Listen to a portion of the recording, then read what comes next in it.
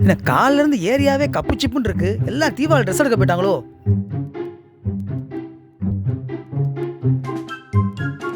என்ன மாமா எப்படி இருக்கீங்க? வா மாப்ள, வா வா. என்ன மாமா பத்தேலம் பயங்கரமா இருக்கு. மனசே சரியில்லடா மாப்ள, கோயிலுக்கு போலாம்னு இருக்கேன். நானும் கோயிலுக்கு வரேன் மாமா, அதுக்கு தானே நானும் இருக்கேன். சரி வா மாப்ள, வண்டியில உட்காரு, கோயிலுக்கு போவோம். கொஞ்சம் இருங்க மாமா, உட்கார்றேன்.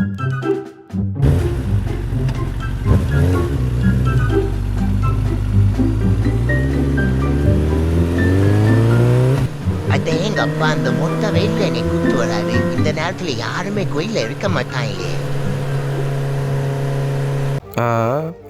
ஐயா தர்மம் பண்ணுங்கய்யா. மாப்ள கோயிலுக்கு வந்தாலே இவங்க இம்சை தாங்க முடியல மாப்ள. மாமா பார்க்க பாவமா இருக்கு மாமா. 10 ரூபாய் 20 ரூபா அந்த போட்டுடுங்க மாமா. சரி மாப்ள, இந்தா போடுறேன். 10 ரூபாயே இல்லையே, 500 ரூபா தாளா தான் இருக்கு. ஐயா ஜிபே கூட போட்டு விடுங்க ஐயா. சரி மாமா, ஜிபே தானே போட்டு விட்டுருங்க. இந்தா போட்டுருவோம் மாப்ள. A few moments later. என்னையா ஜிபே போட இவ்வளோ நேரமா? இரியா, போனு வேற கேங்காய் தொலைதியா. ஐயோ அதுக்கு தாயா என்னைய மாதிரி ஐஃபோன் வாங்குங்கன்னு சொல்கிறேன். அட்டா பாவி, ஐபோனா? ஒரு நாளைக்கு உன்னோட வருமானம் எவ்வளோடா? முன்ன மாதிரி எங்கேயா வருமானம் கிடைக்குது? 10-12,000 கிடைக்கிறதே பெரிய விஷயமா இருக்கியா? ஐயா காலையிலேருந்து மதியானம் வரைக்கும் உட்காந்துருக்கேன். இன்னைக்கு மட்டும் நான் சம்பாதிச்சது மட்டும் வெறும் 9,000 ரூபா தான் ஐயா.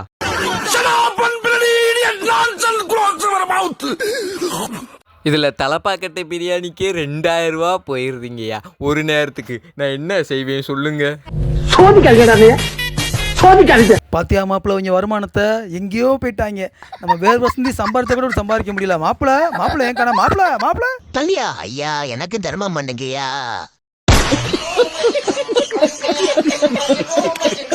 என்னடா மாப்பிள்ள அங்க போய் உட்காந்துட்ட?